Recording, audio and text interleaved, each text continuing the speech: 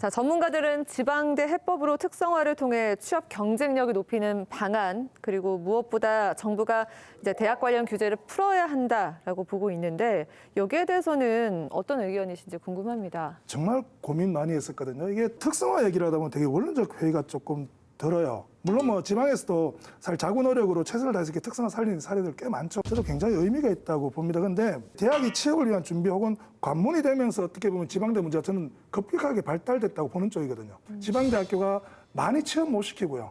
많이 취업 못 시키다 보니까 학생들이 안 오게 되고 그러면 사실은 지방대 문제는 가속화됐다고 보는 쪽인데요. 뭐 너무 잘 알다시피 대학은 학문 연구와 전성 그리고 또 그 사회가 필요한 인재 양성이라는 거고요. 칼 야스퍼스라는 사람이 했던 굉장히 유명한 대학에 대한 이념은 뭐냐면 학자와 학생들이 공동체를 이루고 진리를 터득하는 과제를 가진 곳. 지금 이런 얘기를 하면 무슨 X 소리 야라고 하실 거예요. XX 소리. 뭐 그런 얘기가 바로 나오겠죠. 그래서 네. 우리 인류에서 대학이 어떤 역할을 했는지를 보면 사실 야스퍼스 이 말이 굉장히 정상적이고 정확한 말이죠. 근래 들어는 사실 대학 같은 경우는 기업 자본화 되기 시작을 하고 또 대학이 그 상업화되기 시작을 하면서 미안하지만 학생들도 이제 대학이 만들어낸 상품으로 취급되기 시작을 하고요.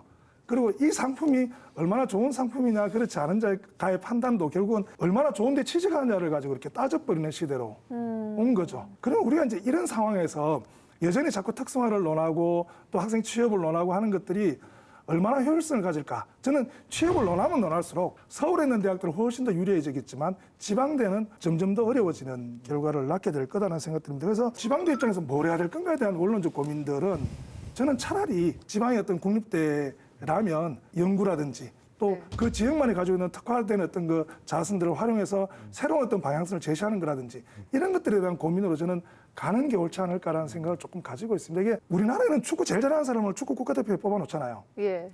그러면 세계와 학문적으로 이렇게 경쟁을 해나가는 국가대표는 그 나라의 대학들이거든요. 네. 근데 우리나라 대학들이 취업으로 모든 게 올인하는 순간 어떻게 생각할 것인지에 대한 고민들이 좀 있어요. 이거는 지방대 문제가 아니라 우리 대학에 대한 되게 원론적 문제이고요. 네. 이게 해결되지 않으면 사실 지방대 문제는 다른 문제로 갈 수밖에 없다 이렇게 보여요.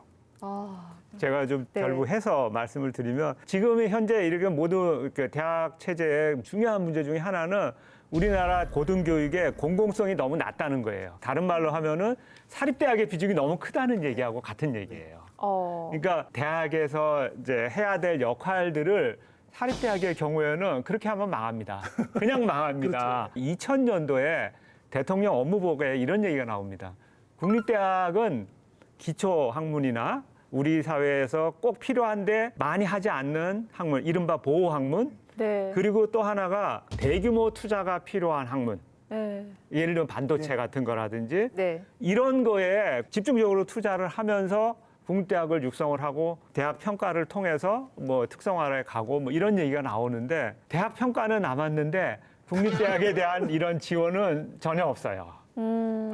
그렇기 때문에 지금 대학 교육의 질을 가지고 우리가 좋은 대학이냐 나쁜 대학이냐를 따지기보다는 서울에 있느냐 지방에 있느냐를 가지고 따지게 되는 그런 이제 결과가 초래되는 거죠. 그래서 국립대학은 앞으로 국가가 확실하게 책임을 지고 이와 같은 투자를 해라.